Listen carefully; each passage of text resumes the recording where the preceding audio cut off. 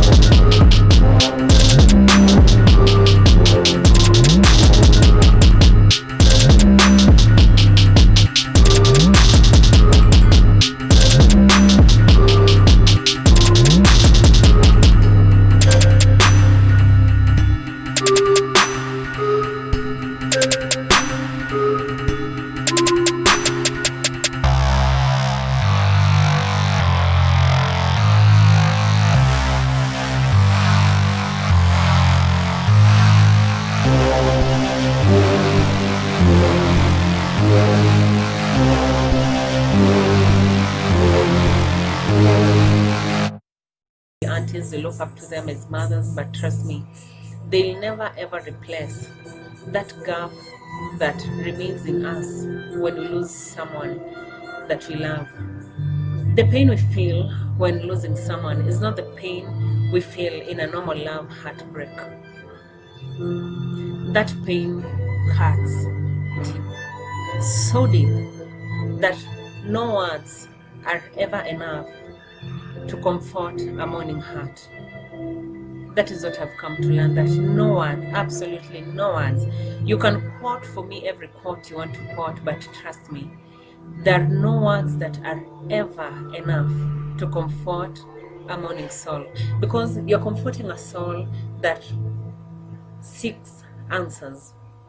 Yeah, we do say death is inevitable, but when it happens, we always have questions like, why did it happen? Why did it go this way and not this way? Like for me, my questions are like, why did she not get healed? Why did she not, like, just get better? I lived my life praying, fasting for my mom that she may heal. And I was always optimistic. I was always hopeful. that she will get better, that she will heal, that she'll be okay. But on this night, I receive a call from my sister, and she just tells me, gone. And I was like, gone? Who gone? Where gone?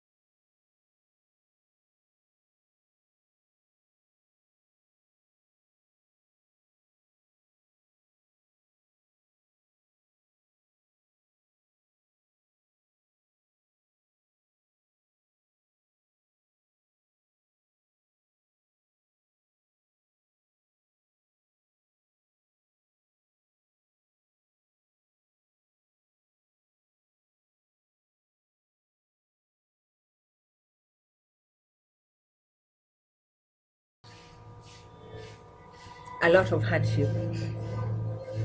We are called the tickling bombs, waiting to explode. Because everything we have, we store inside our hearts. We're not letting it out. And you just can't, like, you can never let it all out and then you feel good. There are moments that happens and then they just bring the pain back. When I lost my mom, there were always constant reminders about her absence in my life. I'll go to town, you walk on the road, you see a daughter holding their mother's hand, you see a son holding their mother's hand, you see a baby walking with their mother, and you're like, oh, how I wish my mom was still here. There are moments when you're going through much, through a lot, and you just want, like, that mother figure. Not actually a mother figure, that you just want your mother to be there, that you may talk with them, but they're not there. And those are just constant reminders of her absence. There are those moments when you're seated with friends and they start chatting about their mothers. My mom did this, my mom did that.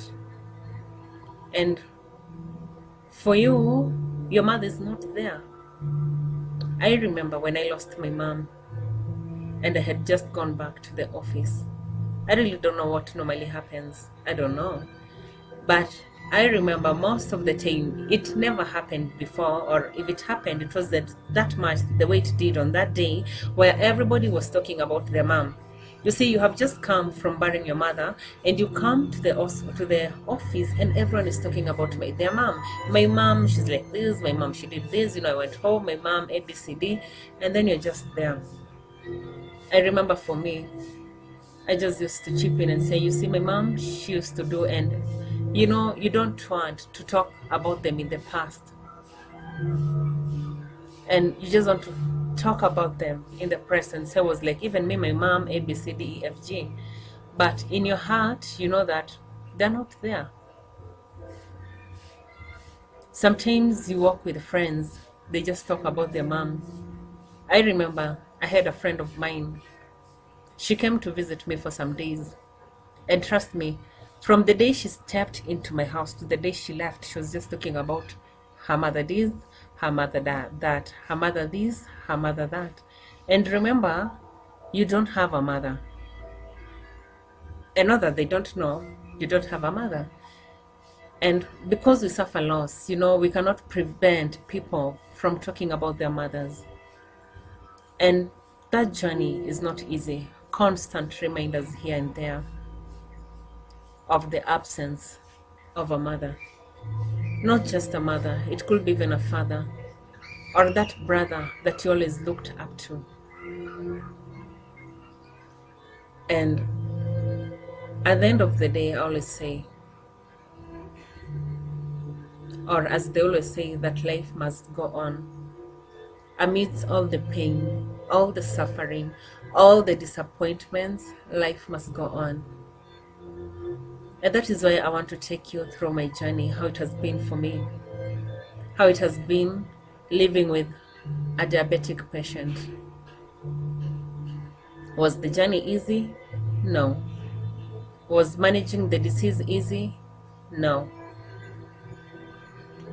Have I healed in my heart? Absolutely no. Was my faith shaken? Did I lose hope in God? All these questions and how it was for me, I'll talk about them in my videos. So please subscribe. You can tell a friend to subscribe also. You can like my video. If you know someone who is going through the same journey, you can tell them to also subscribe so that you can go through this together. All questions are welcome. I'll answer as much as I can how the journey has been for me. So please subscribe in the link below. Even as I go through my journey, how it has been for me, being in a city, living alone, how it has really been for me. All I can say, it has not been easy. That is why I called my video Mourning Alone in the City. But my journey will begin not just from when my mom died, but from the moments when she was sick. How it was for me, how it was for our family. The moments I shared, how it was, the food, the medication, all those things. We know we have many people who suffer from diabetes. We have people who suffer from high blood pressure. And trust me, the journey is never easy for them. I saw my mom sick. I saw how she suffered through the disease. And it is not easy. And I just want to encourage someone, if you have maybe a person who is diabetic, or they have pressure or any other kind of disease, you are taking care of them, you are living with them, please be gentle with them. Please be kind. You know, people who are sick with diabetes are like babies sometimes. They want to be, you know, in Swahili twasema wanataka kudekezwa, wabembelezwe kama mayai. As in, you're so gentle with them, they're very delicate. Based on the experience with my mom, they're the most delicate people. You can hurt their emotions by just doing something wrong, whether intentionally or unintentionally. So if you have someone who is sick, be kind to them. If you have someone who is diabetic, be kind to them. I know there are moments when, you know, they like become stubborn, but that is just how they are. It is up to us who are taking care of them, up to us who are healthy, to give them that hope, to be the strength, to encourage them through their journey. Because even for them, the journey is not easy. I remember my mom getting so tired to the point that the only prayer she had was, God, take me away from the face of this earth. And her prayer was answered. Which I always wish it was the opposite, that maybe our prayers as the children could have been answered, because our prayer was that she lives on. So join me in my journey as I take you through how it has been for me. Thank you so very much for taking your time to watch, and see you next time. Thank you so much.